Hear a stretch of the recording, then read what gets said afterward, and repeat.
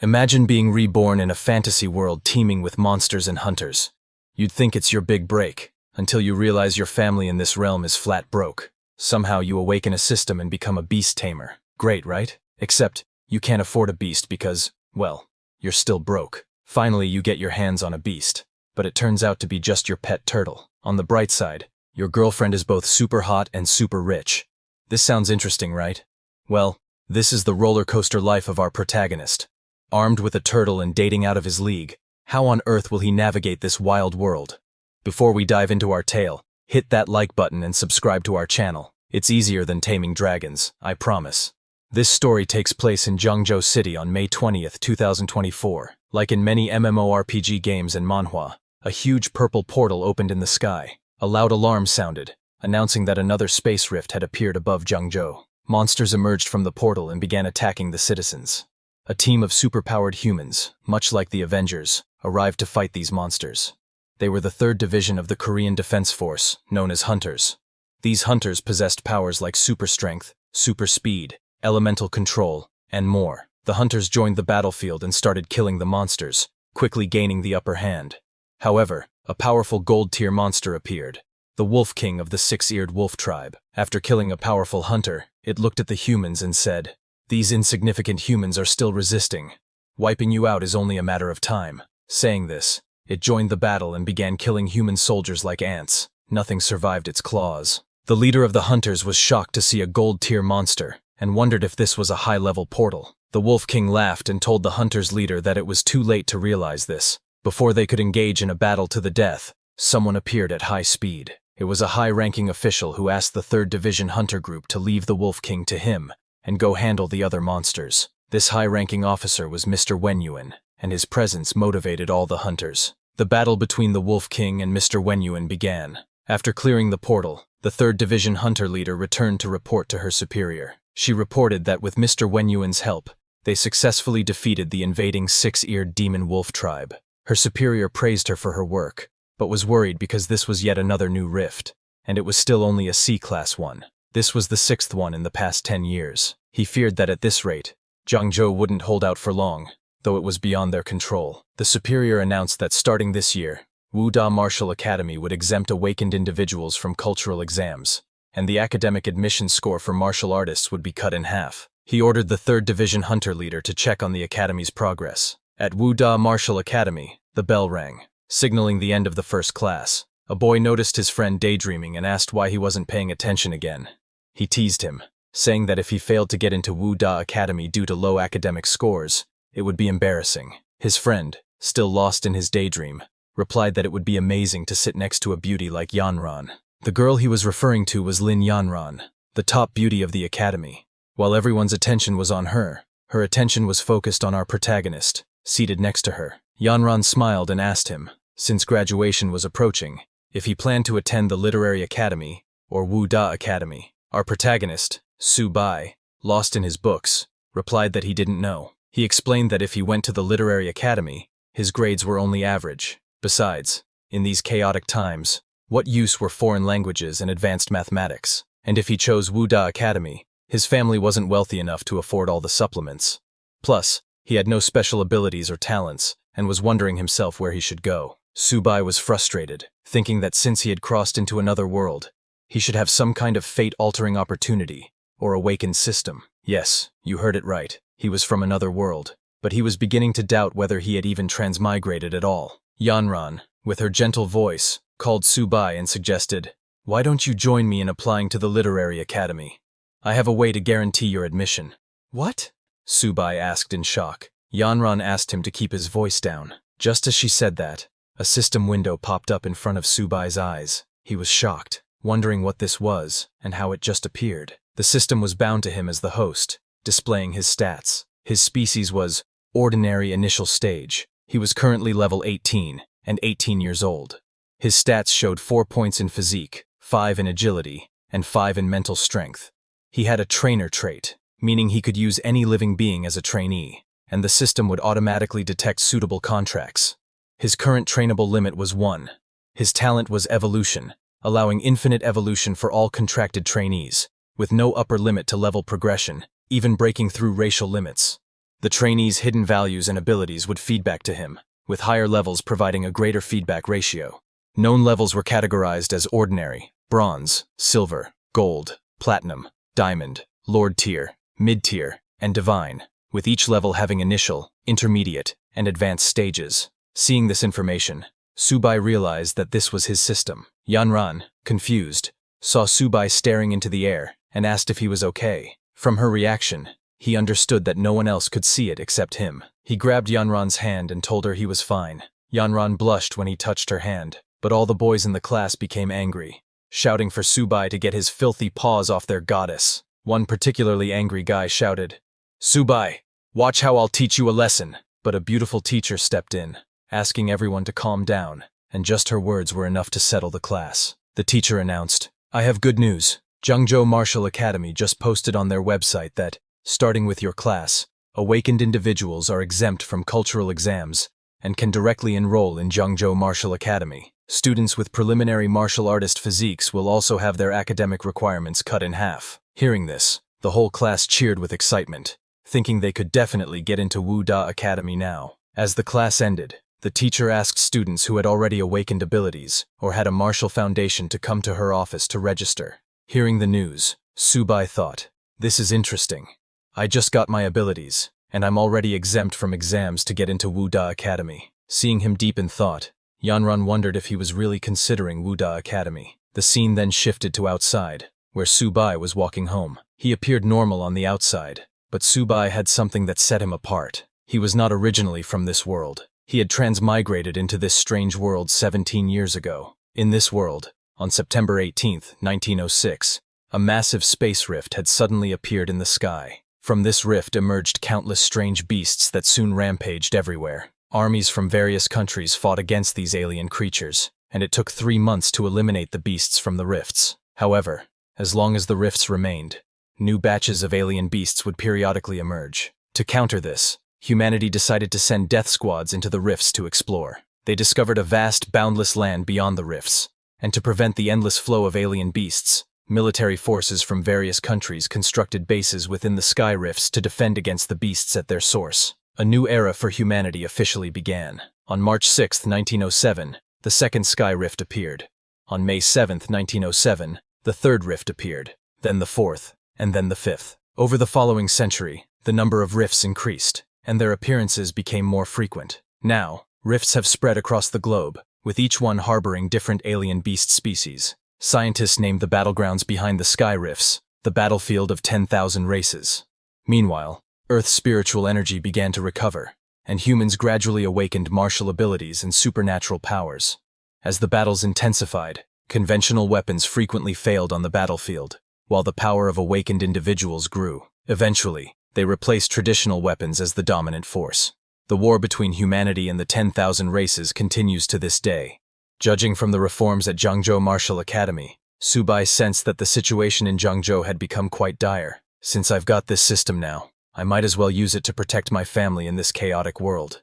He knew that if he wanted to quickly enhance his strength, the fastest way was through the military-supported martial academies. Luckily for him, he had awakened the trainer ability. With just one trained beast, he could get into the academy without taking the exam. Looking at his balance, he hoped that the 2,000 yuan he had saved over the years would be enough. When he entered a beast shop, he noticed there was no system notification, leaving him confused. The system had said it would automatically detect something suitable, so why was there no reaction? A shop staff member welcomed him and asked how she could help. Subai told her he was a beast trainer and asked what kinds of beasts they had. Pointing at a black cat, the staff member told him, "It's pretty ordinary but high-priced. It has the bloodline of a nether cat and can easily reach the silver rank. It's selling for 36,000. Subai was shocked at how expensive one ordinary black cat was. The staff member then showed him a 4-eared dog with the bloodline of the 6-eared demon wolf, selling for just 33,000. She showed him many beasts one after another, and with each beast, the price kept increasing. Finally, she turned to Subai and asked which one he thought was best for him. But when she turned around, Subai was nowhere to be found. He had left the shop thinking, "Are they robbing me? Just because it has a bit of beast bloodline, it's this expensive? And where's my system? Isn't there anything suitable for me here?" Disappointed, he returned home. Just as he entered, a system notification appeared, saying, "Detected a suitable beginner taming creature. Little turtle, do Do you want to tame it? Subai was surprised that the system was finally responding. When he saw the name Little Turtle, he looked over at his dad's pet turtle, wondering if that was the creature the system was referring to. Immediately, the turtle's information popped up. It's tamed beast. Name is Little Turtle. Common level initial stage beast. It has traces of the Xuanwu turtle bloodline and can grow infinitely and eventually slay gods. Its average attributes, such as constitution, defense, spirit, and speed is 2. Its ability is turtle shell defense and eating is its evolution method. Subai was intrigued by the system's response and the potential of this little turtle. Subai was shocked to discover that his little turtle had profound, limitless growth potential, ultimately leading to the slaying of gods. He jumped in happiness, shouting, "Now that's more like it. How much would this be worth? I'm not trading it, no matter what." He was thrilled, but his happiness didn't last long. Because he was making so much noise, his sister, Su Xia, came out of her room. When she saw him holding the little turtle like that, she angrily shouted, "Subai, what are you planning to do with little 8? That's Dad's treasure." Subai quickly let go of the turtle and told her he hadn't done anything. Just as he released it, the turtle immediately jumped into a grocery bag, eating all the food from the bag in an instant. Both Subai and his sister were shocked by the little glutton. Su Xia asked Subai why the turtle was eating so much, especially since they had just fed it that morning. Watching it devour everything, Subai remembered the system notification and realized that the turtle's appetite had increased and that it might be evolving. He told his sister he was going to find it more food. Half an hour later, Subai's mother and father came home, shocked to see the state of the house. They asked Subai if the house had been robbed. In just half an hour, the little turtle had eaten all the food in the house and was now chasing Su Xia for her last snack. Subai's father was too shocked and asked him, "Is this really our little turtle? Can turtles run this fast?" Subai then explained what was happening. The entire house had turned upside down in just half an hour. This situation made Subai think, Dad and Mom already have a hard time as it is. I'd better not tell them little 8 is a bottomless pit. He decided to handle it himself. Meanwhile, after devouring everything in the house, the little turtle finally stopped. Su Xia was very angry at it, but as the turtle seemed satisfied, a huge robotic turtle form suddenly appeared from its body. Subai was shocked and asked, "Is this glutton finally full, or is it about to awaken its bloodline?" The scene then shifts to day 2. Little Turtle's explosive growth had come and gone, but its Xuanwu bloodline still hadn't awakened, and it had started eating even more. This was why Subai had come back to the pet shop again. When he entered, there were already 2 guests inside. When the shop staff member saw Subai, she asked if he had decided on what he wanted. He told her he wasn't here to buy this time. Getting closer to the staff member, he said, "I have exotic beast blood. Are you guys buying?" The staff member was shocked and asked him to confirm if he really had exotic beast blood. Hearing the words beast blood, one of the guests said goodbye to the other guest and immediately approached Subai. That man was the shop owner. He told the staff member to leave it to him and take care of other tasks. He then approached Subai and said, "Young man, come this way, and let's sit down for a chat. You said you have exotic beast blood. Do you mind if I examine it?" Subai handed him the beast blood and told him to go ahead. When the pet shop owner smelled the beast blood, he was shocked. "It's really exotic beast blood, and high quality too," he exclaimed. He asked Subai how much he wanted for it. Subai thought that it took so much effort to draw that small amount of blood from Little Turtle, so it had to be worth at least $100, right? But before he could say $100, the shop owner offered him $1,000. "What, $1,000? Subai responded in shock. Seeing his reaction, the shop owner misunderstood, thinking Subai was angry at the low price and actually knew how much it was worth. Laughing, the shop owner said, "Just a joke.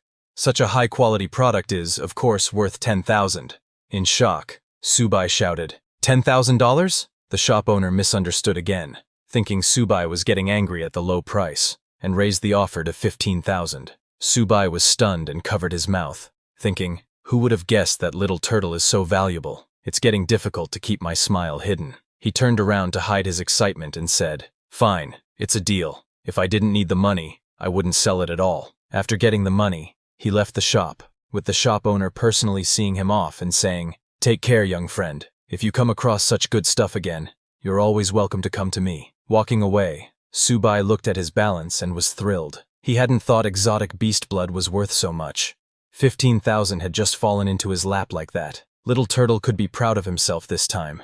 While he was walking, he suddenly got a call from his teacher, Ms. Lee. She told him that the results for cultural studies had just been released, And there was also an important announcement. She asked him to please drop by the school that afternoon to fill out his application form, and not to be late. Subai tried to ask Ms. Lee what the important announcement was, but there was no reply. Actually, it wasn't that she didn't reply. It was because Subai's old phone had no signal again. While talking, Subai hadn't noticed that he had wandered into an alleyway. Suddenly, a system warning notification popped up in front of him, telling him that there were 3 people nearby who bore great ill intent toward the host. They were currently within 10 meters. The notification read that Enemy 1's level is Beginner Cultivator. Enemy 2's level is Ordinary Person. Enemy 3's level is Ordinary Person. Subai was shocked to see the notification, and when he turned around, he saw 3 people behind him with weapons. He had been marked by thugs. The leader of the thugs was the same guy Subai had seen in the pet shop talking to the owner. The thug leader demanded that Subai hand over his belongings, assuming that, judging by the pet shop owner's attitude, Subai must have something valuable on him. Subai felt unlucky, but told the thugs that he had gone to the shop to sell something, not to buy. However, Subai had no intention of handing over the money. He thought that if the thug leader was only at the level of a beginner cultivator, he stood a chance. The thug leader insisted, telling Subai to just hand over the money. Subai replied, "Fine, I'll hand over the money," and took his little turtle out of the bag, instructing it to retract into its shell. Immediately, little turtle hid in its shell, and Subai threw it like a rock at the thug leader. The thug leader used his baseball bat to defend himself, angrily shouting, "You little bastard!" But before he could attack, Subai quickly moved and kicked the thug leader in the groin, nearly incapacitating him. The thug leader fell to the ground in pain.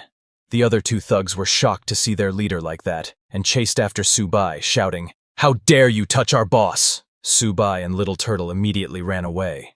While running, Subai asked his turtle if the baseball bat hurt him. Little Turtle replied that it just felt itchy. It couldn't speak human language, but Subai could now understand its words. The 2 thugs caught up and lunged at Subai. Seeing them close, Subai asked Little Turtle to latch onto his fist. Little Turtle immediately latched on, and Subai used it like a boxing glove, punching one thug in the face and sending him flying. Then, he turned around and smashed the 3rd thug's face into the ground. The thug leader, still in pain, managed to stand up and said, "You little bastard, I'm gonna kill you." Seeing him get up, Subai asked Little Turtle to get back into its shell. Little Turtle immediately hid in its shell, and Subai, with full force, threw it at the thug leader, hitting him directly and knocking him out in one hit. After defeating all of them, Subai picked up his bag and warned them not to mess with him. But suddenly, he noticed Little Turtle rummaging through the thug leader's belongings.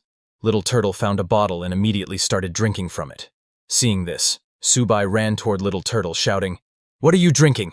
Did you find something good?" He snatched the bottle from Little Turtle to check it. It turned out to be a chi blood potion worth tens of thousands. Suddenly, Little Turtle started experiencing difficulty, and its body began to glow.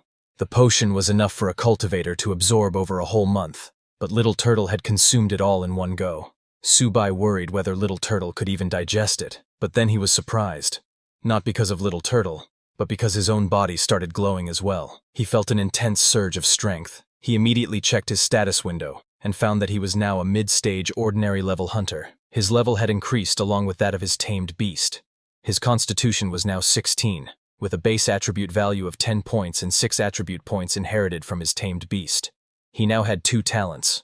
The first was evolution, which allowed his tamed beast to undergo unlimited evolution, with no limit to its grade, even up to the mythical grade. The attributes and talents of his tamed beast would be inherited by him to a certain extent, with higher grade beasts providing greater inheritance. The second talent was Turtle Skin Defense, which consumed a certain amount of physical energy to activate. When activated, a layer of turtle skin would cover his body, greatly increasing his defense. Subai was surprised to see the amazing effect of the Chi Blood Potion. His attributes had increased significantly, and he had even gained a new talent. Not only did Subai level up, but his little turtle also leveled up.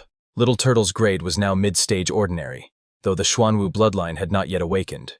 However, upon reaching the bronze grade, the bloodline would partially activate, greatly increasing its attributes. From an average of 2, Little Turtle's attributes had increased significantly. Its constitution was now 32, defense was 38, and both agility and spirit were 10. Little Turtle now also had 2 talents.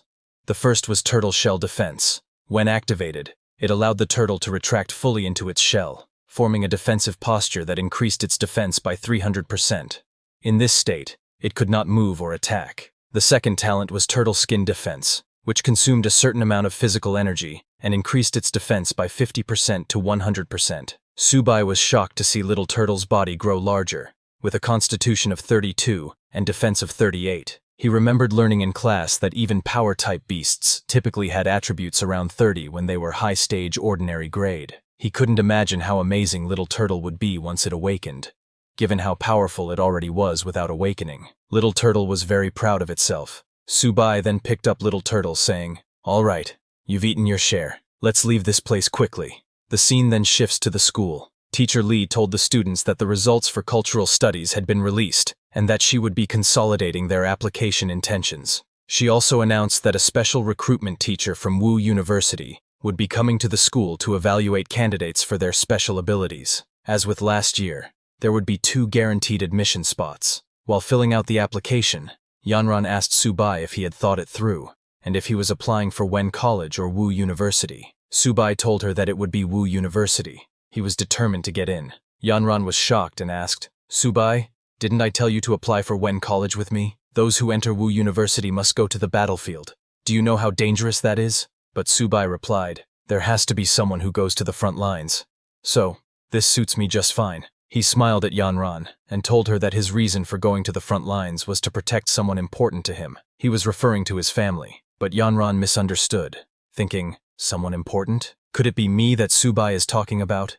Suddenly, a teacher came over and asked Yanran which academy she was applying to. Yanran didn't respond right away. Subai thought she probably hadn't awakened any special abilities and had never trained physically, so she would likely choose Wen College. After some thought, Yanran told the teacher that she hadn't made up her mind yet and wanted to think about it a little longer. Teacher Lee reminded the students that this was a crucial decision for each of them, advising them to take their results home and discuss their choices with their parents. She informed them that they must submit their application intentions by midnight. With that, class was dismissed, and everyone returned home. Later, Yanran returned home, and while she was taking a bath, she called Subai. Blushing, she told him that she had decided to apply to Wu University as well. Subai, who was cleaning his house at the time, was surprised to hear that Yanran had applied to Wu University. He asked her if she was joking, but Yanran replied that she had made her decision and also wanted to send him a surprise. While they were talking, Subai noticed Little Turtle stealing food again. He told Yanran that he had something important to handle and would talk to her later. As soon as he ended the call, he yelled at Little Turtle, calling it a good-for-nothing for eating so much. The scene then shifts to the next day. All the students gathered in the stadium, and Teacher Lee was on stage, warmly welcoming military martial arts instructor Zhang Kai. He was their principal as well as their senior. Instructor Zhang came onto the stage and told the students, "1 year ago, 126 people entered this school, and 65 of them are still alive. 2 years ago, 98 people entered, and only 32 of them are still alive. 3 years ago, 86 people entered, and 11 of them are still alive." Hearing this, all the students felt a chill. Instructor Zhang continued, saying he wasn't trying to scare them, but wanted each one of them to understand that being here was not something to be proud of. They would face myriad challenges: duty, responsibility, danger, and the task of protecting their country. He told the students that Wu Da is a place where the strong are cultivated, and asked if they wanted to be among their ranks. "Yes!" all the students shouted. Instructor Zhang smiled and said, "Very good.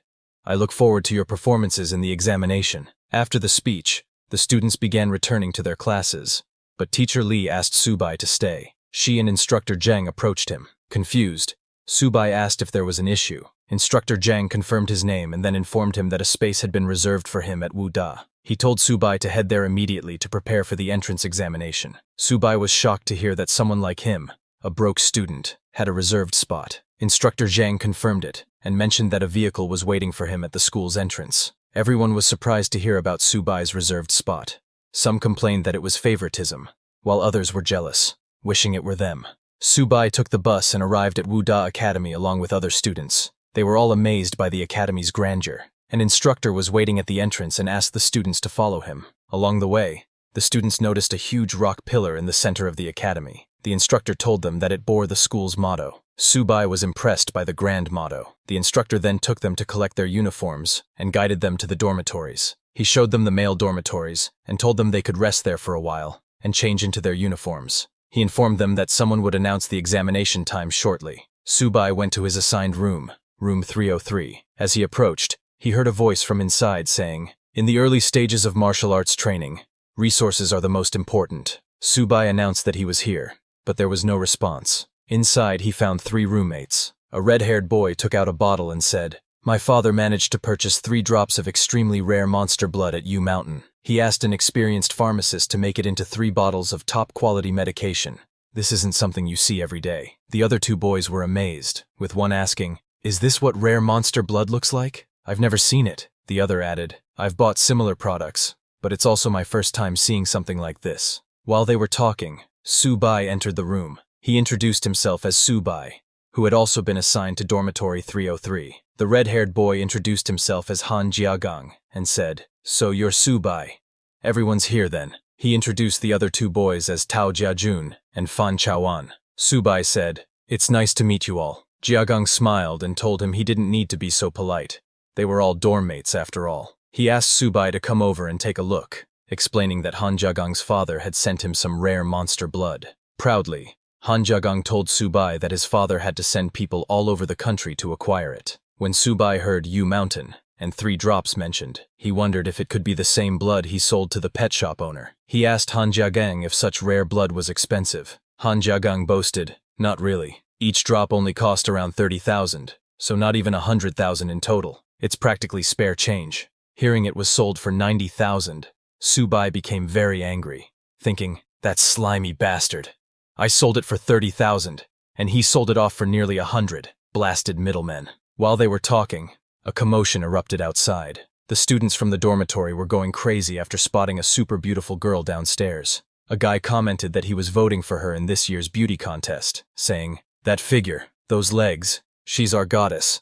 When the dormitory warden saw the girl, she asked who she was looking for since this was the men's dormitory. Subai's roommates were amazed, saying, "Wu Da really is something. She's amazing." They all wondered why she came. The girl, as it turned out, was Yanran, Subai's future waifu. She told the warden that she was looking for Subai. The warden turned to the dormitory and shouted, "If there's a Subai, come out!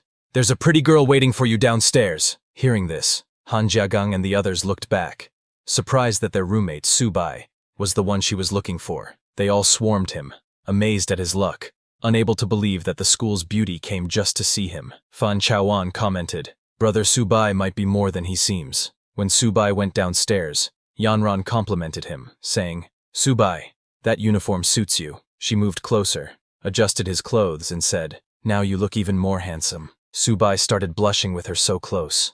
Seeing Yanran help Subai adjust his clothes, all the boys from the dormitory grew jealous, shouting, "Die, you lucky bastard! Don't lay a finger on our goddess!"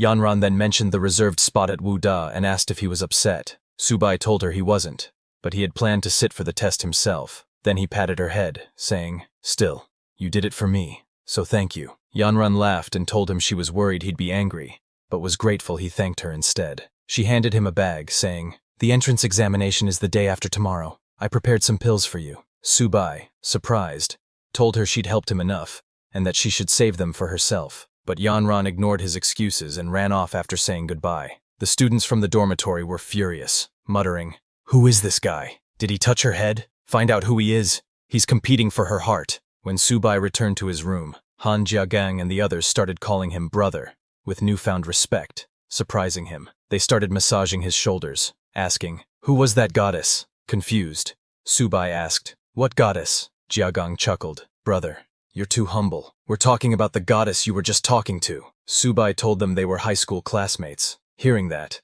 Han Jiagang moved closer and said, "Brother Su, since we're dorm mates, I'm sure you could convince that goddess to bring some of her friends over." Subai hesitated before replying. Seeing him hesitate, Han Jiagang suggested that, since it was Subai's first time meeting them, they should take him out for a good dinner and chat. Without waiting for Subai's response, they finalized the plan and told him to rest up and get ready to go out that night. Then they all left the room. Watching them decide on their own, Subai thought, "These guys are really interesting." He then picked up his bag, took out Little Turtle, and let it out to get some fresh air. Checking the bag Yanran had given him, he found a blood essence potion.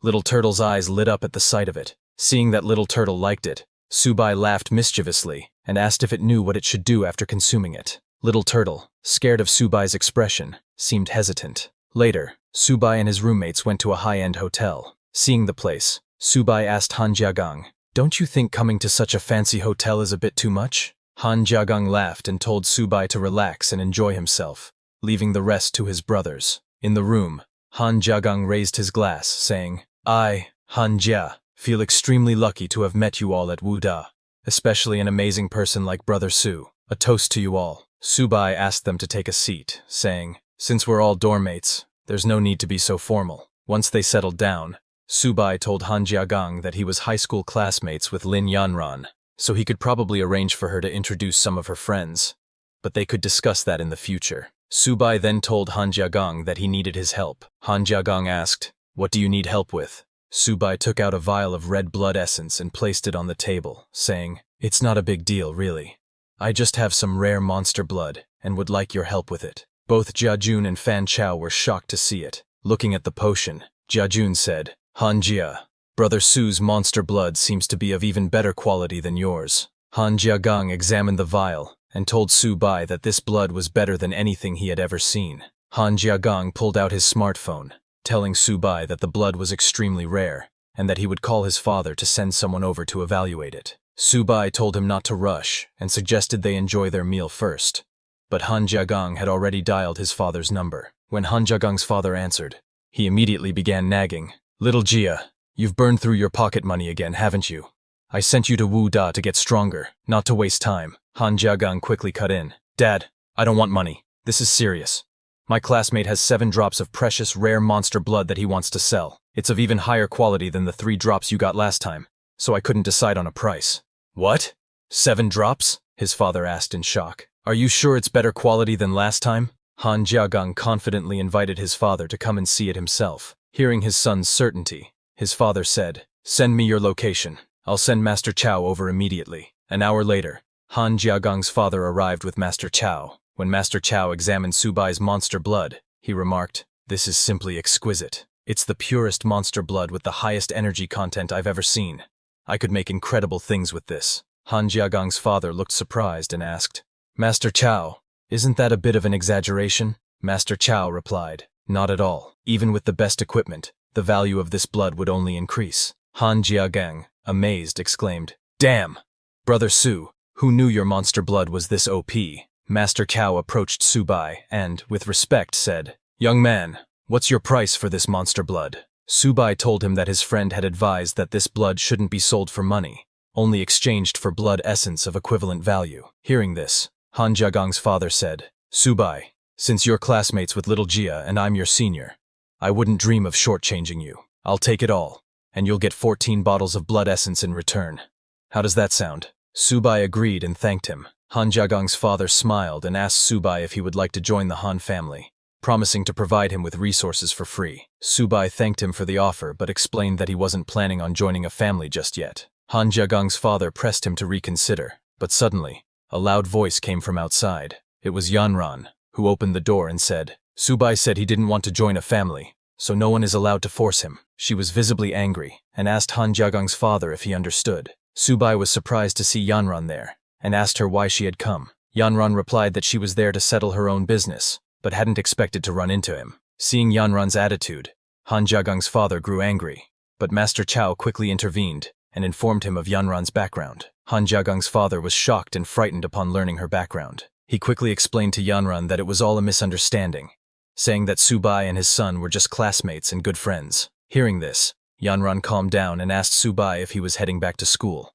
suggesting they go together. Since Subai had finished his business, he agreed, said goodbye to everyone, and left with Yanran. Watching them go, Han Jiagang called out, saying he was going back to school as well, and started to follow, but his father stopped him. Han Jiagang's father advised him to build a good relationship with Subai, because the Han family's future might depend on it. He also instructed him to keep a safe and respectful distance from Lin Yanran. Han Jiagang was stunned, realizing that his friend Subai and the goddess Yanran were indeed very impressive. 2 days later, at the military training field at Marshall University, all the freshmen gathered on the university grounds. Instructor Zhang addressed the students, announcing that over the next few days, they would participate in freshman special training, which would take place in the battlefield of all races. Hearing this, many students were scared, asking if they were really going to the battlefield of all races for training. fearing it was far too dangerous. Failing the training was one thing, but losing their lives was another. Instructor Zhang reassured them, saying the area designated for their training had already been cleared, and that the instructors would ensure their safety. He continued, explaining that they would be divided into groups of 50, each led by a bronze-level instructor, who would act as their homeroom teacher and assign their training tasks. He wished all the freshmen a victorious return. After the announcement, Yanran came running to Subai, very excited, and told him they had been assigned to the same class. Subai smiled and asked if she arranged that on purpose. As they talked, a female instructor appeared and called for Class 8 to gather. Class 8 was the group that included Yanran, Subai, and his roommates. The red-haired instructor introduced herself as Liao Yuxin, their special training instructor. All the boys were going crazy over the beautiful instructor. Instructor Liao told them that she would be the one assigning all their training tasks, and their first task was to write a will. The students were shocked to hear this. Instructor Liao explained that they had one day to write their wills and would need to be at the teleport plaza by 8 a.m. the next day, as they would be departing for the battlefield of all races. The students were scared.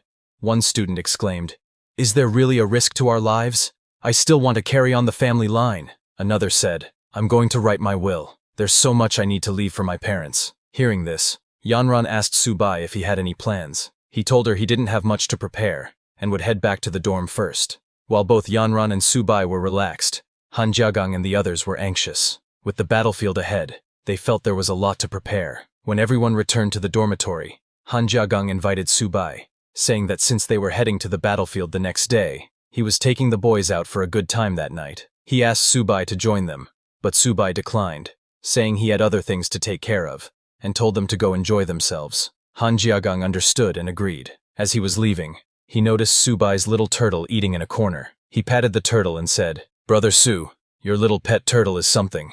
Its shell is tough." Subai told Han Jiagang that the turtle was named Little 8, but that it had a bit of a gluttonous side. Little turtle didn't like being called a glutton, pouting in response. After that, Han Jiagang and the other two roommates left the room. Meanwhile, Little Turtle finished its plate and asked Subai for more food. Subai said, "You little glutton.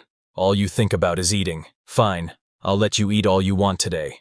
But once we're on the battlefield of all races, you'd better perform well." He gave Little Turtle more blood essence, which it immediately drank. Subai laughed and told Little Turtle to slow down, reassuring it that no one would take the food away. As he was feeding Little Turtle, a system notification popped up, congratulating him because his pet, Little Turtle, had leveled up to a high-rank ordinary exotic beast.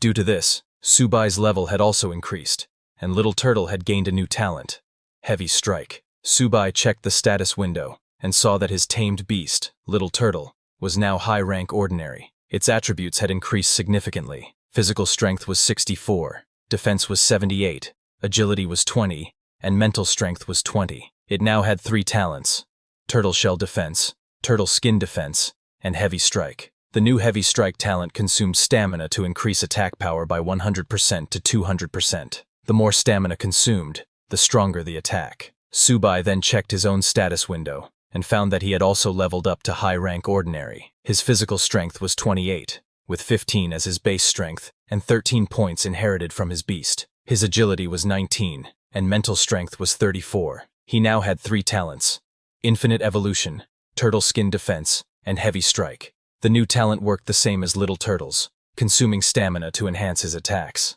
Subai was amazed, realizing that the blood essence was incredibly effective. Little 8 leveled up again, and these stat boosts are insane. He looked at Little Turtle and said, "Nice, Little 8. When we get to the battlefield of all races, let's go all out together." Now, both Subai and his Little Turtle were ready for the battlefield. The next day, all the students gathered in the field. Instructors reported to Chief Instructor Zhang that all trainees were geared up and ready for battle. Chief Instructor Zhang ordered a soldier to open Teleport Formation 1 and prepare for teleportation. The teleport formation activated, ready to transport students to the battlefield of 10,000 beasts. Seeing such a huge teleport formation, the students were amazed, saying, "Only Martial University has something like this." Yanran, feeling worried about Subai, told him to be careful once they were on the battlefield of all races. Subai reassured her, saying they would complete the mission safely. They wished each other good luck and approached the teleportation formation. Instructor Liao advised them to relax their bodies and prepare for teleportation. One by one, the students entered the formation and were instantly transported to the military base within the battlefield of all races.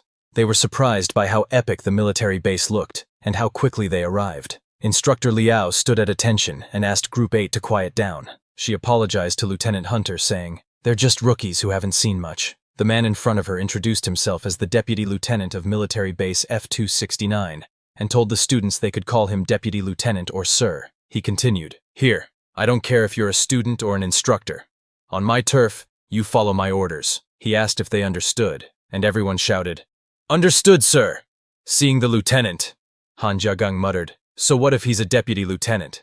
What's the big deal?" Subai pointed out the scar on the lieutenant's face, noting it showed he was an experienced officer. The lieutenant then informed the students they were in luck because his team had just returned from a battle. Their first task would be to clean the battlefield and, while doing so, eliminate any remaining phantom cats. He said it was the perfect job for rookies to get their first taste of battlefield experience. With a serious expression, he added that eliminating the phantom cats would earn them military merit points, which could be exchanged at the logistics department for blood vitality powder and various grades of body tempering elixirs to strengthen themselves. Hearing this, Jiajun got excited, exclaiming, "Truly, fortune comes with risk." Han Jiagang added, "No wonder so many risk their lives to come to the battlefield of myriad clans." Seeing them eager, the lieutenant smiled and said, "You little brats look ready to give it a try. Good.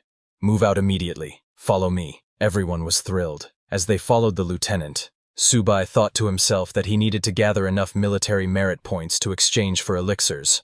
Little 8 would have a feast as well. The lieutenant first led them to some injured soldiers, explaining that these were the wounded, just back from the battlefield. Seeing the injured soldiers, Jiajun asked if they had been hurt while dealing with the phantom cats. Han Jiagang replied, "No way. Aren't phantom cats the weakest beasts? How could they be so terrifying?" Seeing the injured soldiers, some students grew scared and exclaimed, "Even the weakest phantom cats are this dangerous?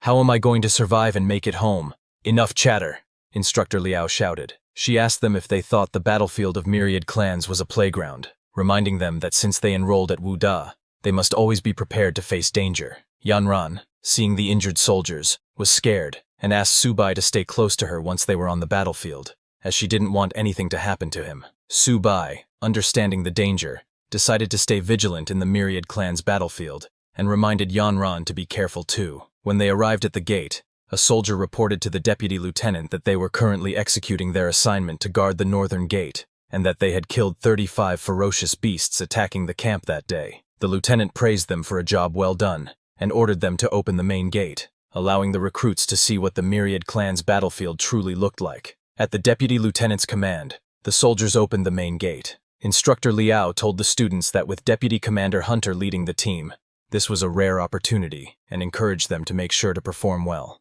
"Understood, Instructor," everyone shouted. Seeing the students' energy, the lieutenant smiled and said, "Brats, you've all left your wills at the mail depot, right? Because from this moment on, you will be constantly walking with death." When the main gate opened, the students saw soldiers battling fierce beasts. Han Jiagang was amazed, exclaiming, "Is this what a battlefield is like? How gruesome." One of the soldiers fighting the beasts turned around, noticing their captain. He approached, saluted, and asked why the captain had personally come.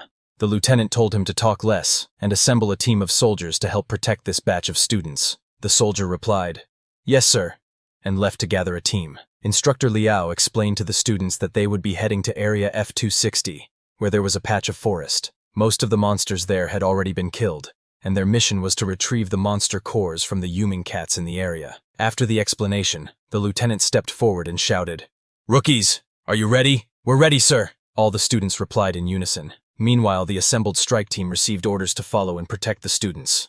As they began moving, the strike team leader approached Instructor Liao and assured her there was nothing dangerous about clearing out a battlefield. Laughing, he remarked that sending these newbies to the front lines would be a waste, as they would be like nobodies on the battlefield. He then turned to Captain Fu and asked why he was personally leading the team. Captain Fu replied, "Strike team leader, you talk too much. Don't ask pointless questions." Hearing this, the strike team leader stopped. Instructor Liao thanked Captain Fu for his assistance, and he responded, "It's nothing. These students are all warriors on the battlefield. It's my duty to protect them." Meanwhile, at Didu, the highest military command post in Long, a soldier rushed to report an urgent issue to the senior officer. He informed him that there was a latest report from the battlefield of all races. A large horde of monsters had broken through the defenses. Currently, 12 powerful golden-ranked individuals from the Yuming Cats tribe were involved in the fight, attacking 12 military camps in the southwest, from D128 to D140. The senior officer instructed the soldier to determine the monster's direction and send word to the other camps to prepare for an attack. The new students from Wu Da are entering the battlefield to practice their skills. They are Long's future. They must be protected at all costs. Meanwhile, at Area F-269, all the students arrived at the battlefield they had to clear. Instructor Liao told them that when clearing a battlefield, time was of the essence. Every minute they stayed was another minute they were in danger. Hearing this, everyone immediately got to work. Subai and Yanran were working together. Yanran told Subai that the hides, blood, flesh, claws, and teeth of the Yuming cats could be used to make weapons and medicines. Subai replied, "No wonder so many people would want to come to such a dangerous place. There are rare materials everywhere. My little turtle is going to eat well again." Looking at his inventory, Subai decided he would collect a few more cores and exchange them for blood spirit essence, thinking that would help little turtle level up again. But while checking his inventory, a sudden system warning popped up, alerting him to extreme danger. 164 Yuming cats were rapidly approaching, obviously hostile, and only 3 kilometers away, in the southwest forest. The system advised him to stay on guard, marking the threat as a 5-star high-level threat, with a life-threatening danger level of 4 stars. Subai was shocked, as the last time the system gave him a warning, it was only for a beginner-level martial artist. This was a 5-star life-threatening situation. Seeing Subai's alarmed expression, Yanran asked what was wrong. Without explaining, Subai ran to Instructor Liao, who was in a tree, and told her he sensed a large horde of monsters moving towards them from the southwest. Hearing this, Instructor Liao looked in that direction but saw nothing. She came down angrily and said, "Subai, this is a battlefield, not a playground. Do you know what will happen if you cause mass panic?" Subai tried to explain that he wasn't joking, and that there really was a horde of monsters approaching.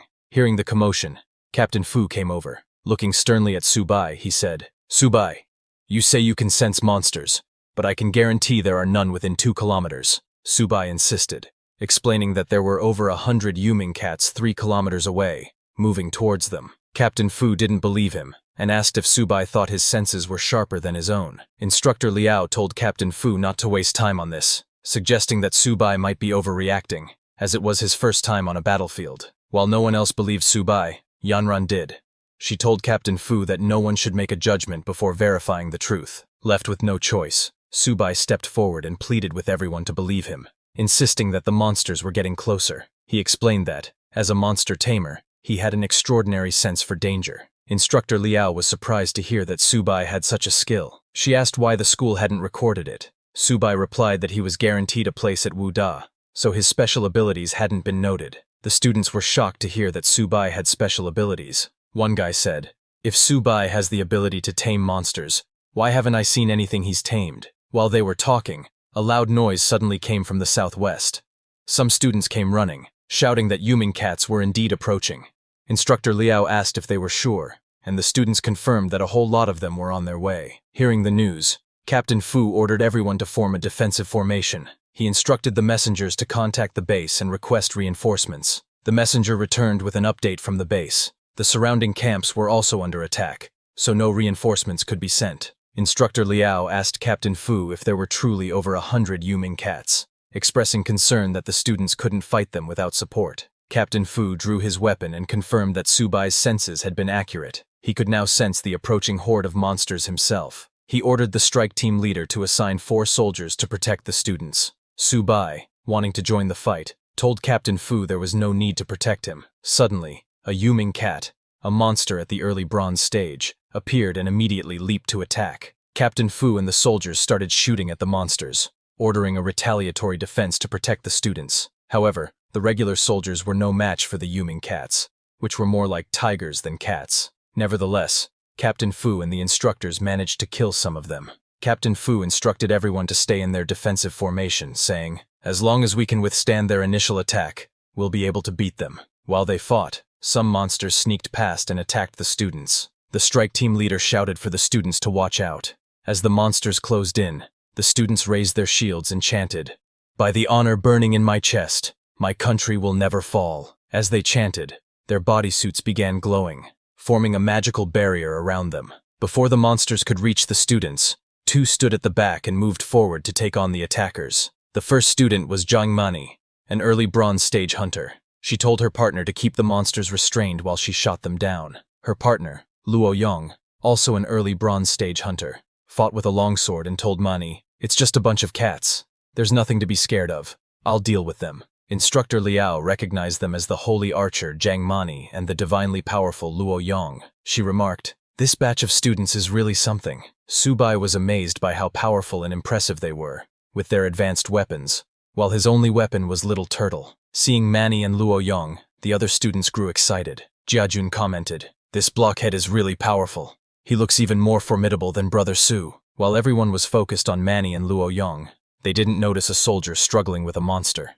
Suddenly, a loud roar came from the forest, causing everyone to cover their ears. When the sound ceased, a large monster emerged from the forest, and all the Yuming cats knelt before it. The new monster was the king of the Yuming cats, a middle silver stage beast with a constitution of 45, agility of 88, and spirit of 43. Captain Fu was shocked to see the king of the Yuming cats, and couldn't understand why a silver stage cat king had appeared here. He immediately ordered the messenger to contact the base again and request reinforcements. Unaware of the monster's strength, Mani and Luo Yong charged at it. Luo Yong jumped to attack with his sword, while Mani supported him by restricting the monster's vision.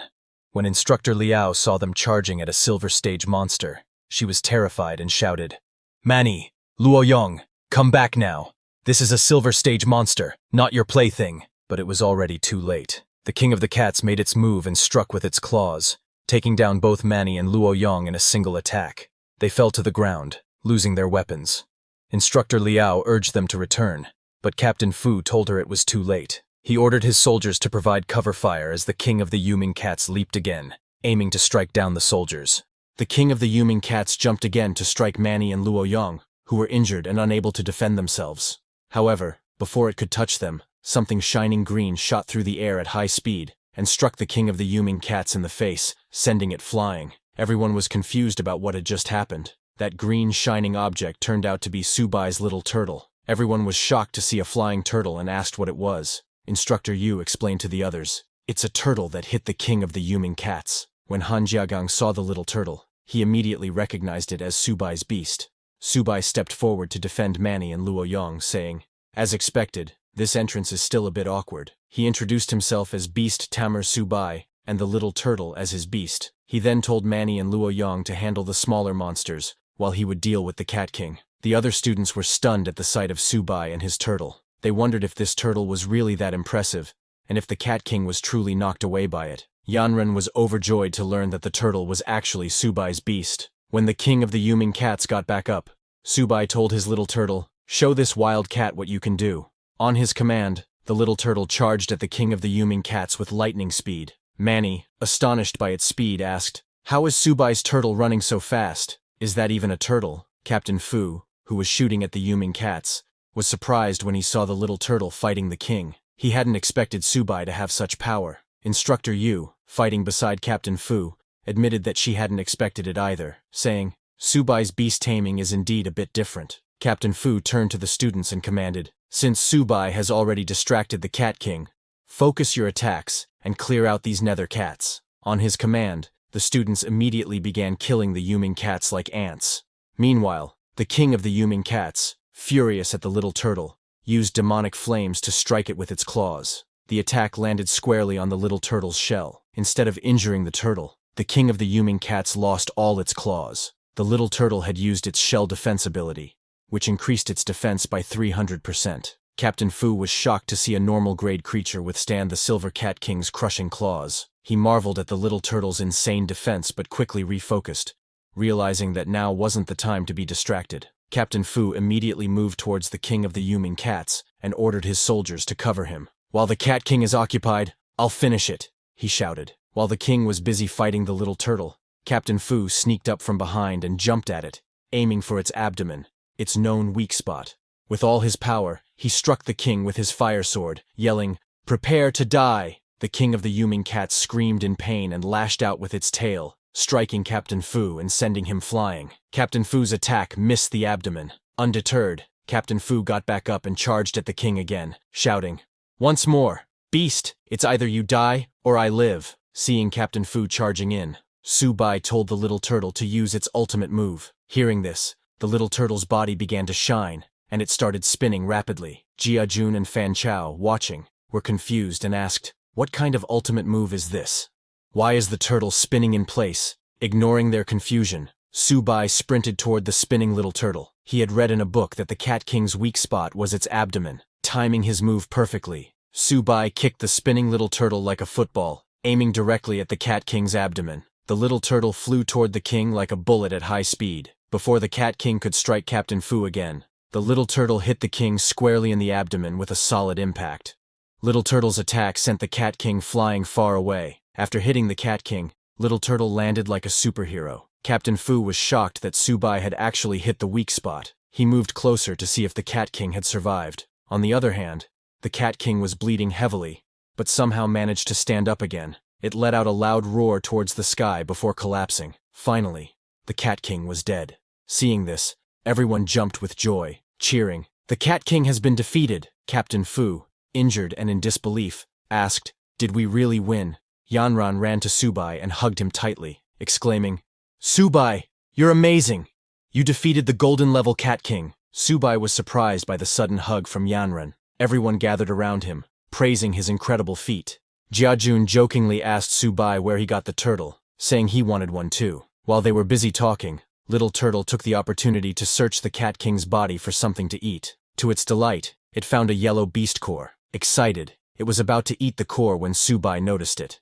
He shouted, "Little Turtle, what are you sneaking off to eat now?" But before he could stop it, Little Turtle swallowed the yellow beast core. Su Bai was annoyed, but before he could say anything, a black shadow appeared in the sky. Everyone was confused and asked, "What's that in the sky?" Captain Fu immediately recognized it and warned the group, "This is dangerous. The Cat King's final howl has summoned its kind." Instructor Yu asked, "Could an even more dangerous beast be approaching?" Meanwhile, at the base operations center, a soldier reported to the commander, "According to the frontline energy wave analysis, Base F-269 is detecting a large number of unknown-level beasts. It's becoming extremely dangerous." This was the same base where Su Bai and the students were stationed. Suddenly, the commander received news that Hu Lin's daughter, Yanran, was among the trainee students at Base F-269. Wen Yuan, who delivered the news, urged the commander to provide immediate support. The commander agreed without hesitation, saying, "I'll dispatch a scout company to escort Mr. Wen to the battlefield." However,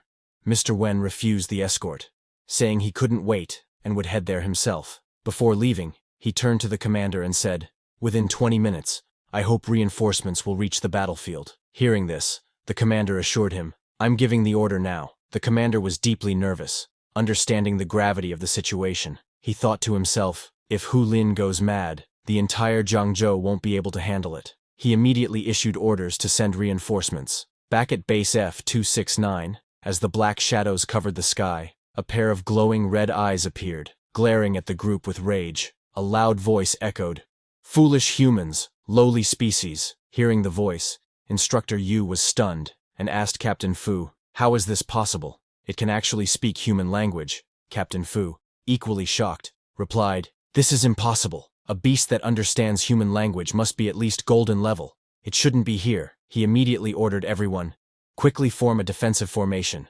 Place the injured in the center." Suddenly, the black shadow descended to the ground beside the Cat King's dead body. From the shadow came a furious voice, "Lowly species, how dare you slaughter my kind?" The shadow then began devouring the Cat King's body. The students were horrified and disgusted as they watched the monster eat the Cat King. Captain Fu, seeing the creature, said, "This is absolutely impossible. How could something like that appear in this area?" Suddenly, Su Bai received a system warning notification. The system alerted him to extreme danger, stating that a golden-level beast had been detected nearby. The system urged him, "Please leave immediately.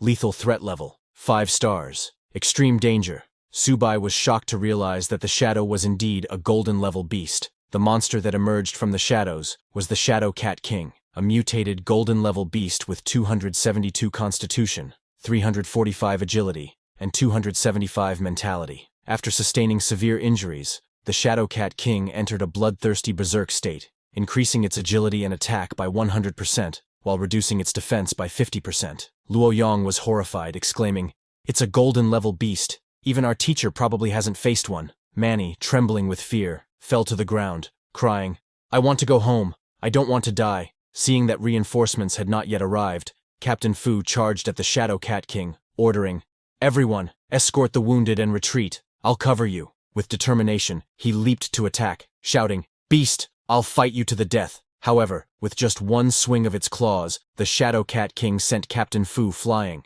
The monster then raised its claws, ready to strike the finishing blow. Seeing this, Su Bai threw Little Turtle towards Captain Fu, commanding, "Protect him!" As the Shadow Cat King's attack descended, Little Turtle jumped in between and blocked it with its shell defense. The Shadow Cat King was shocked by the turtle's exceptionally tough shell, but suddenly, deep scratches appeared on Little Turtle's shell, and it began to bleed. Captain Fu, still stunned, gasped and asked, "Little Turtle, are you okay?" Seeing Little Turtle injured, Su Bai tried to rush over, but before he could move, he also sustained injuries, coughing up blood. He felt the same pain as Little Turtle. Yanren, standing beside him, was shocked to see him in such a state, and asked if he was hurt. Instructor Yu, who was assisting Captain Fu, was equally shocked. She couldn't understand how Su Bai had been injured since she hadn't seen the Shadow Cat King attack him. Captain Fu wondered aloud, could it be the Beast Tamer's same origin effect? Hearing this, Instructor Yu responded, "Impossible. I'll go check on him." Suddenly, a system notification appeared for Su Bai, explaining, because the tamed beast has fallen into a serious injury state, the tamer's talent, the same origin, has been triggered. The host and the tamed beast now share energy and damage. Instructor Yu came to check on Su Bai, but found no external injuries. Shocked, she wondered, could Su Bai have truly mastered the legendary beast taming skill? In pain, Su Bai collapsed, but Yanren caught him before he hit the ground. She was deeply worried about his condition. Su Bai, reading the system notification, understood what had happened. He reassured Yanren, saying, "I'm okay." Instructor Yu, pointing her sword at the Shadow Cat King, declared, "Su Bai is sharing the attacks of the golden-level Shadow Cat King with his tamed beast. We can't let him fight alone. Let's support him, yes, we can't let him fight alone." All the students and soldiers shouted in unison. As everyone charged at the Shadow Cat King, the beast sneered.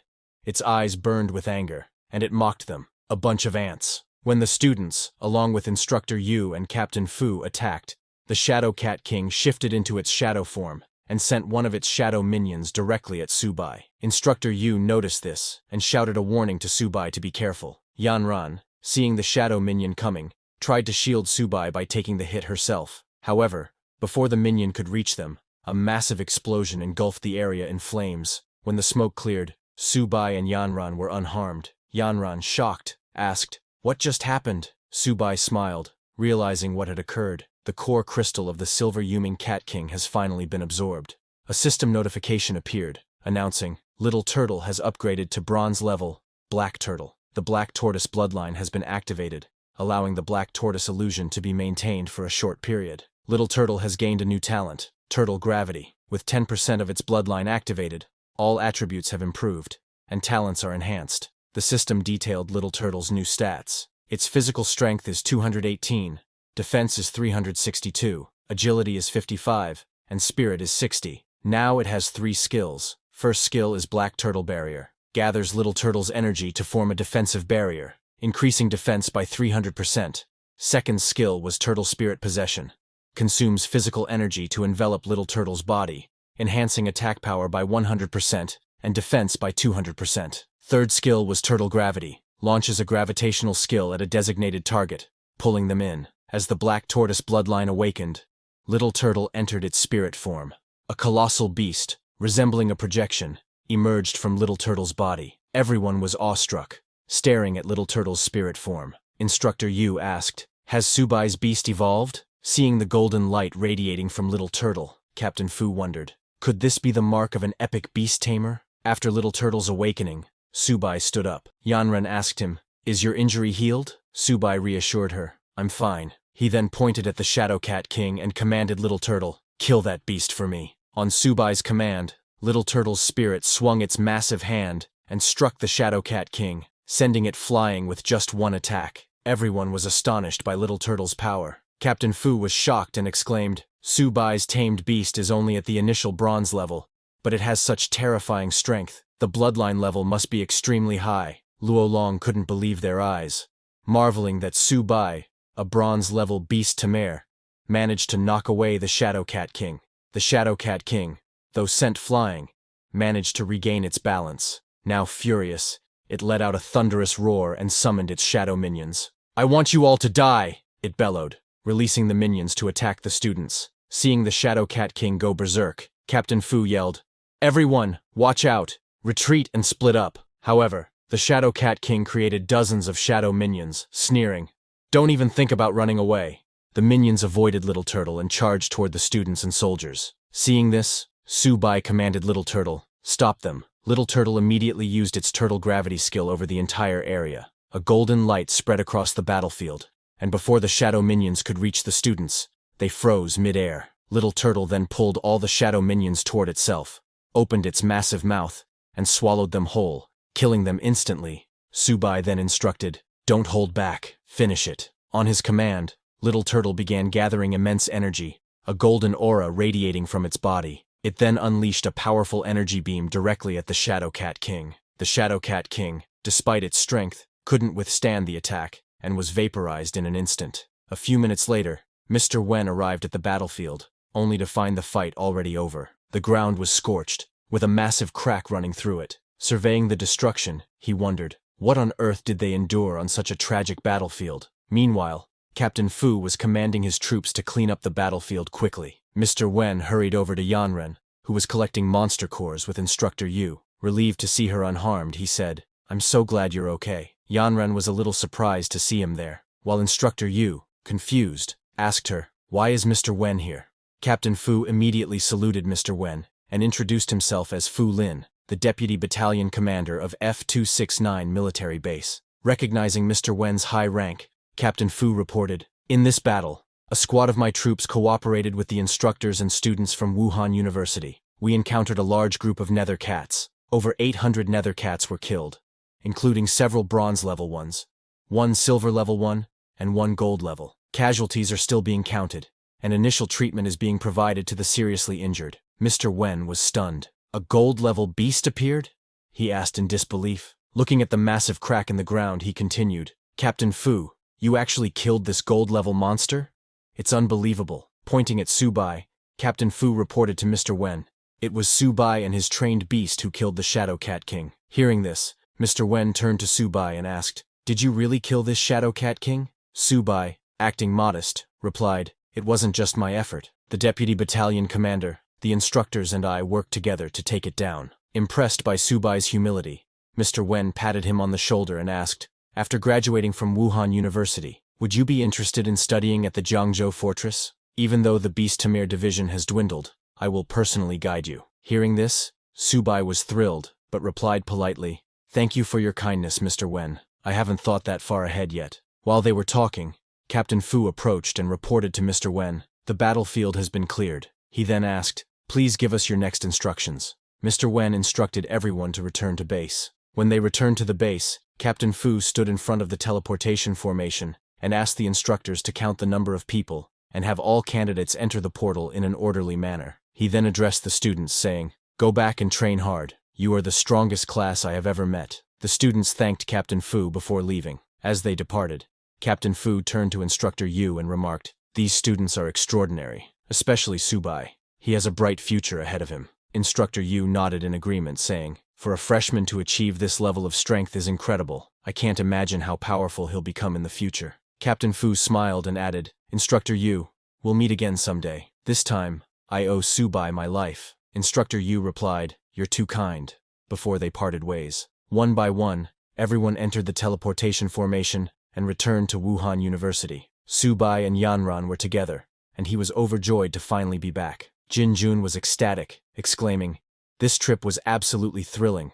Upon their return to the university, they were greeted with banners and cheers from the other students, who had gathered to welcome the heroes back from victory. All the teachers and students of Jiangzhou Wuhan University were present. A teacher handed a bouquet of flowers to Luo Yong, saying, "Welcome home, hero." Luo Yong was surprised and humbly responded, "The real hero is Su Bai. We're nothing. We were just cannon fodder." The other injured students agreed, telling the teachers, "It's good enough that we made it back alive. If not for the many missing classmates, we might have thought this was all just a dream." Instructor Jian approached and patted Subai on the back, saying, "I already heard about your actions on the battlefield. You are all heroes of Zhangzhou Wuhan University. Your test scores this time will be the highest ever recorded." Hearing about the assessment results, Subai was overjoyed and said, "All I want to do now is go back to the dormitory, take a shower, and have a good night's sleep." All the students laughed and agreed that they all needed rest. In Subai's room, Jinjun joked, "Don't you feel like the bed is extra soft tonight?" Fan Chao laughed and replied, "I've already been trapped by this bed." Turning to Han Jin, Fan Chao asked, "Since we accomplished such a great feat this time, will we be credited with a military achievement?" Han Jin laughed and teased, "How many resources do you think you can exchange for your limited capabilities? But our brother Su killed the gold-level monster, so he'll definitely exchange it for a ton of cultivation resources." Suddenly, Han Jin remembered something and stood up, asking Subai, "What kind of turtle is yours? I want to buy one to raise at home. If nothing else, it's calming to watch a turtle." He chuckled, "Though watching it makes me feel a little jealous." Meanwhile, Little Turtle was lost in its dreams of a harem filled with female turtles. The next day, early in the morning, someone continuously knocked on Subai's room door.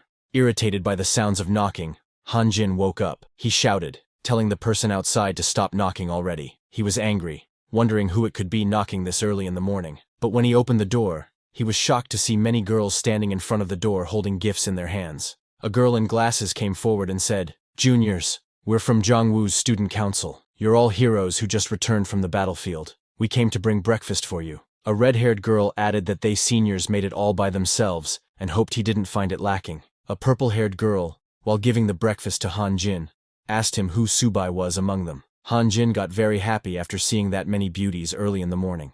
He thanked the seniors, saying he certainly wouldn't let their efforts go to waste. He let all of them enter the room. The purple-haired girl, looking around their room, again asked Han Jin who Subai was. Hearing all that commotion, Fan Chao also woke up. The red-haired girl asked him where Subai was and if she could take a photo with him. Pointing at Subai's bed, Fan Chao told those girls that his brother Su went out for a run. He asked them if they knew his brother Su. Hearing that Subai wasn't there, those girls got very disappointed and asked Fan Chao why he didn't say so earlier. The purple-haired girl told him that everyone on campus now knows Subai. With a sad face, she said, "Too bad Subai doesn't know me." Jinjun also woke up and was surprised to hear that his brother Su is famous now. While leaving, the purple-haired girl told them to turn on the TV and take a look. She also took back the breakfast box she gave to Han Jin, saying, "Since Subai isn't here, I'll just take the breakfast back then." Han Jin and the other two were shocked to see how these girls changed after knowing that Subai was not there. They all turned out to be gold diggers.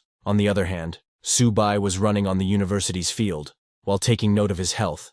Suddenly, an important announcement on Longguo's military channel attracted the attention of everyone in the stadium, and they all looked at the broadcasting screen. The announcement was that yesterday, several provinces experienced large-scale attacks by ferocious beasts from the myriad races on military bases behind human lines. Among the beasts attacking the bases, gold-tier combatants were present in each instance. Students from martial arts universities across provinces were massacred, with survival rates less than 1 in 100. During this campaign, the instructors and students of Zhangzhou Martial University fought valiantly. They slew 1 gold-tier beast, 1 silver-tier beast, and numerous bronze-tier and ordinary-tier beasts. Among them, freshman Subai single-handedly held off a gold-tier beast with the support of instructors and a bronze-tier expert from the military. He achieved the feat of cross-tier slaying, a complete defeat across the board, with Zhangzhou Martial University standing as the sole victor. The news also showed Subai's photo on the screen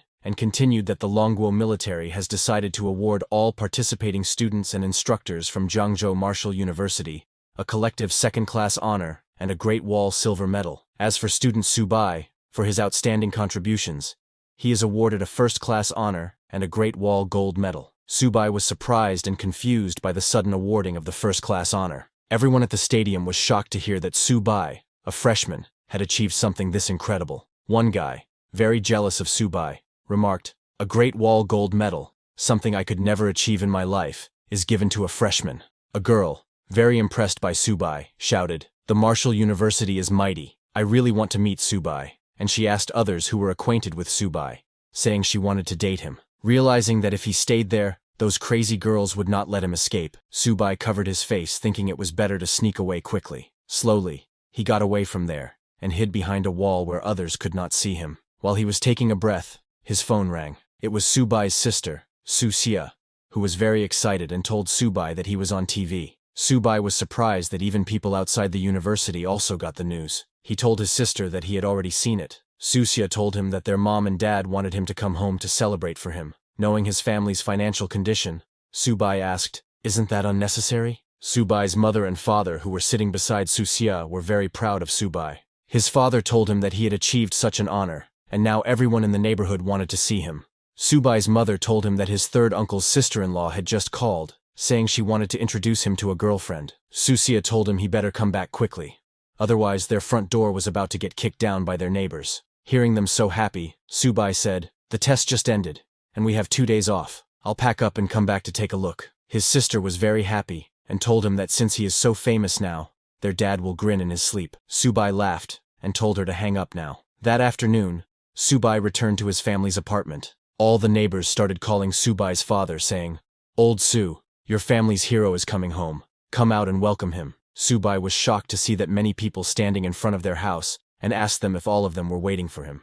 The whole neighborhood was gathered there to welcome Subai. They started cheering that the great hero was back. A woman came forward and asked Subai if he still remembered her, saying she had held him when he was a kid. Subai was very surprised and asked, "Isn't everyone being way too enthusiastic?" Subai's family also came out. Susia jumped to hug her hero brother. His mother and father were very happy to see Subai. Subai's father grabbed his hand and asked him to come home. While he was going, another woman asked Subai to come and eat at her house, saying she made seafood dumplings. Subai thanked her but told her that he is allergic to seafood. An old man came forward and asked Subai's father to bring Subai to his house, saying he had stewed turtle soup, and they could have some together. Subai's father thanked everyone and told them that they had already prepared food at home. He added that he would bring Subai to visit each of them once he had rested. Subai told them that later on, he would definitely visit all the uncles and aunties. Hearing that, an old auntie came forward and asked Subai's father to bring Subai over later. Her granddaughter is a university student in the city, and they could meet there.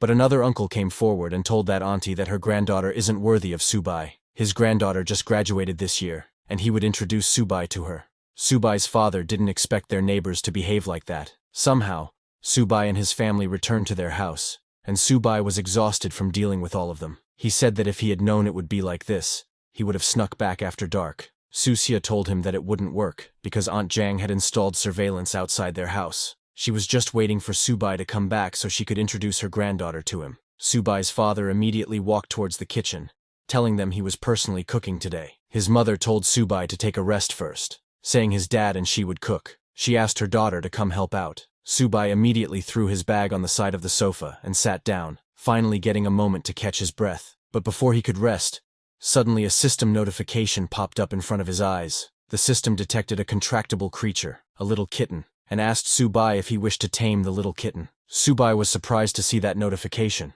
It was the Beastmaster's intuition. Seeing him looking surprised, Susia asked him what was wrong. Subai asked his little sister if their family got a cat. She pointed at a little cat eating food in the corner of the room and asked him if he meant Little White. Seeing the cat, Subai asked his sister if they couldn't have a more impressive pet. Susia petted the little cat and asked Subai what was not impressive about Little White, saying it's so cute. She told him that after he took Little 8, she found Little White on the road a few days ago, so she brought it home. Subai didn't argue with his sister and told her that it's cute if she says it is. He thought that if his sister likes it so much, maybe he should not tame it. But the little cat's status window popped up in front of him. The tamed beast's name is Little Kitten. Its level is Ordinary Initial Stage.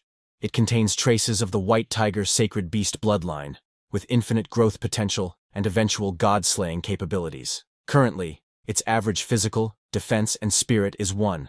Its agility is 3, and its ability is Claw Strike, which increases attack speed and damage by 100%. Its evolution method is consumption. The system asked Subai if he wanted to tame the kitten. Subai was too shocked to see the little cat's status window, wondering if this stray cat really could have the White Tiger bloodline.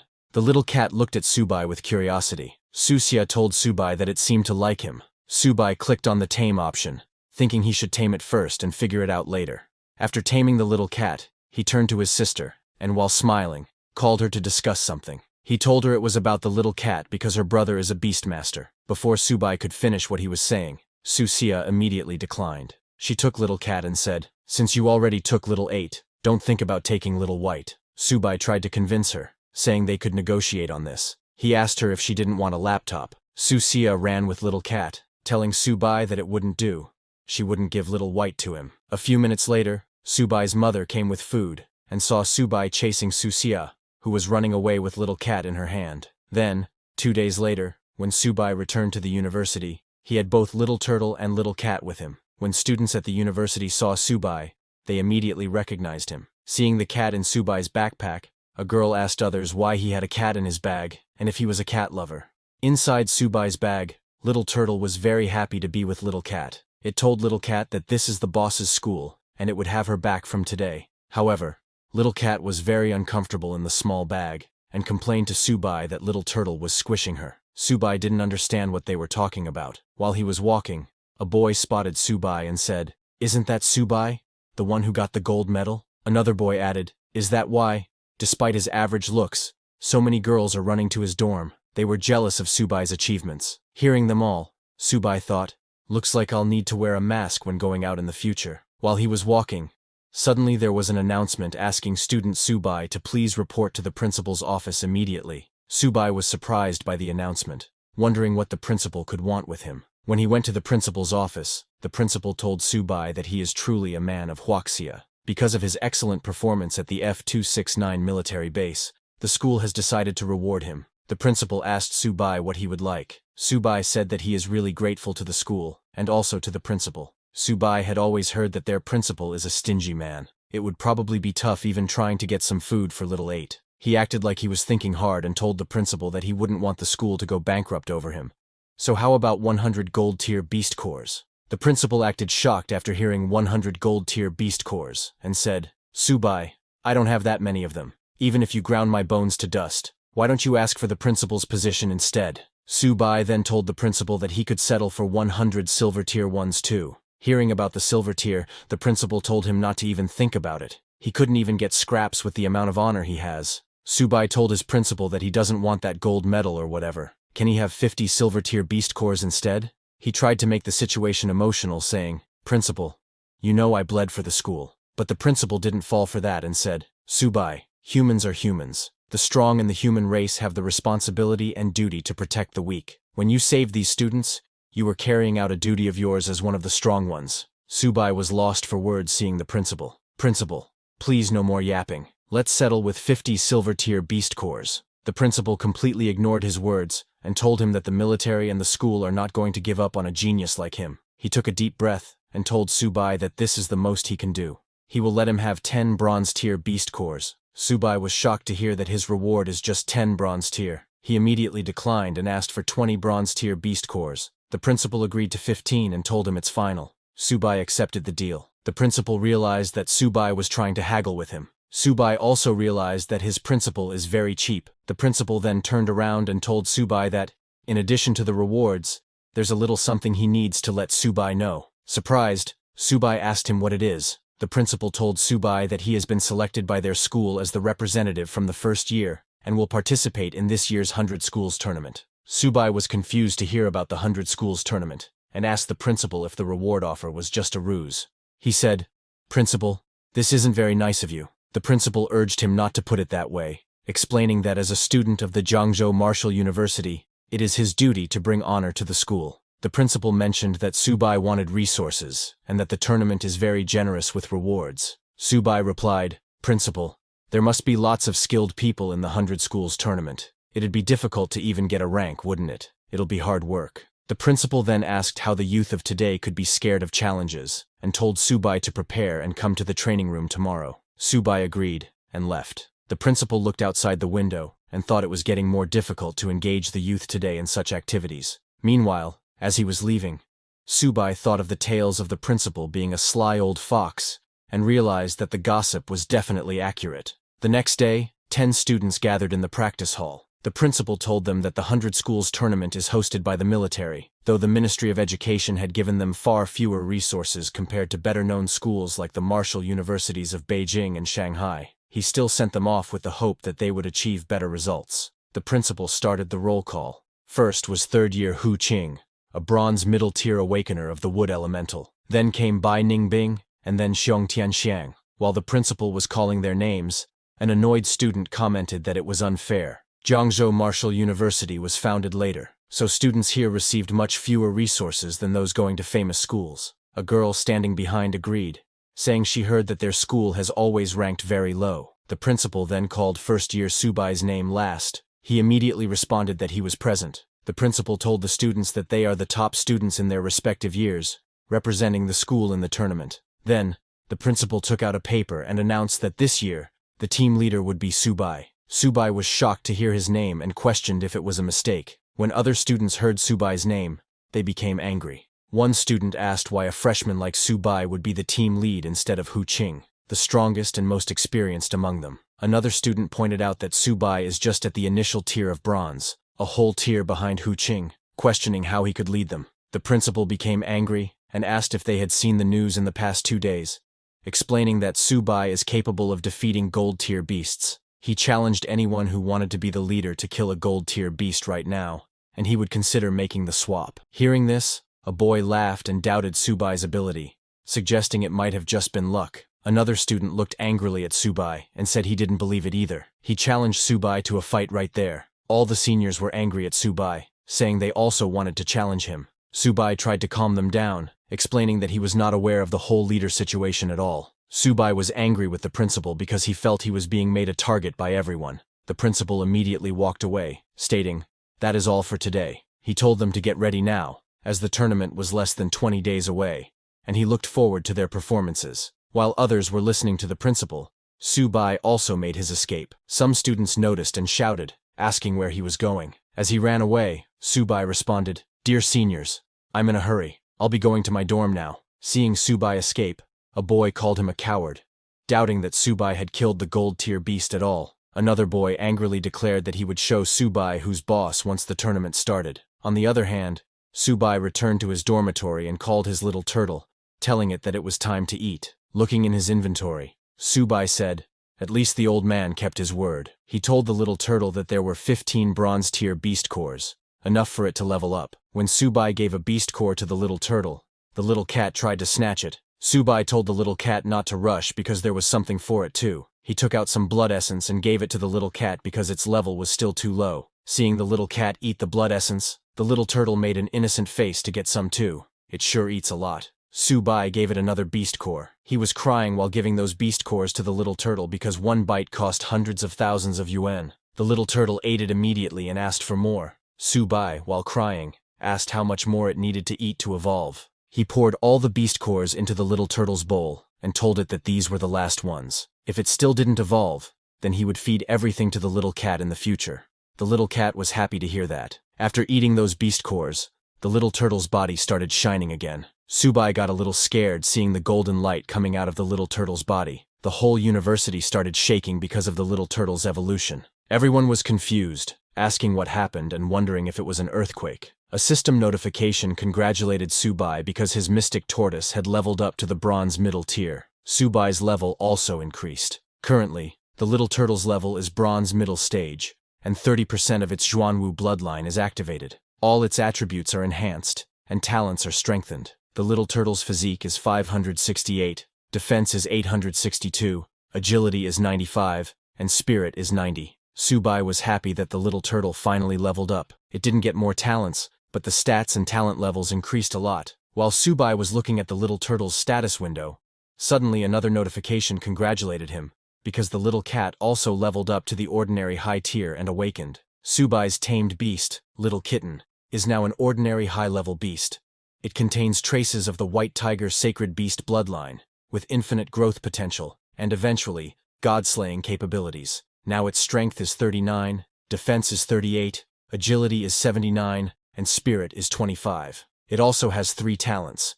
The first is Claw Strike, which activates by consuming stamina, increasing attack speed and damage by 100%. The second talent is Bloodlust, which activates by consuming stamina, increasing attack by 100% to 500%. The graver the wounds, the higher the bonus. The third talent is Ghostly Haunting Step. It increases movement speed by 100% to 200%. The bonus increases when more vitality is consumed. Seeing the second notification, Subai jumped in happiness that Little Cat leveled up as well. He pet both of his pets and said, "Now that Little 8 and Little White have both leveled up, It's time to show them off on the stage of the 100 Schools tournament. Subai also leveled up with his beasts and became a bronze middle level. His bonus stats increased by 30% from Mystic Turtle and 20% from Little Cat. Currently, his strength is 115, agility is 74, and spirit is 86. Subai now has 3 talents. The first is Infinite Evolution, which applies to all tamed beasts and is gifted by the system. The second talent is that he can use all skills from tamed beasts. This talent is an exclusive Beastmaster Awakened talent. The third talent is originating from the same source, with which Subai can share the energy as well as damage sustained with tamed beasts. That's all for today, everyone. Before we wrap up, I want to let you know that we've recently launched a membership program here, where you can enjoy perks like early access to videos and soon, exclusive content just for members. You'll also receive custom badges and emojis to enhance your interactions. If you're interested, consider joining our membership to enjoy these benefits. Check out the link in the description to join. See you all in the next video.